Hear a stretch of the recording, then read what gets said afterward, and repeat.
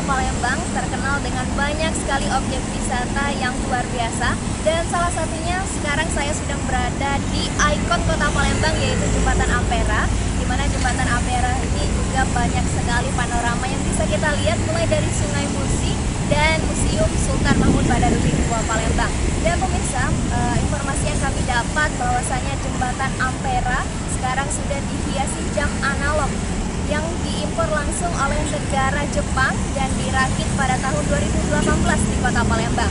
Dan adapun alasan mengapa pemerintah Kota Palembang lebih memilih jam analog dibandingkan jam digital, itu karena tahan lama dan memiliki berat sebanyak 200 kg.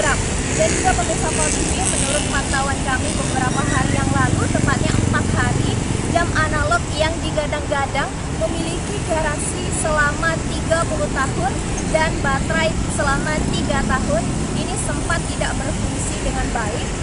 Namun pada hari ini, sesuai dari yang kami lihat, jam analog di Jembatan Ampera sudah mulai beroperasi secara baik. Saya Nabila Rahmalia, Amanda Lydia, melaporkan langsung dari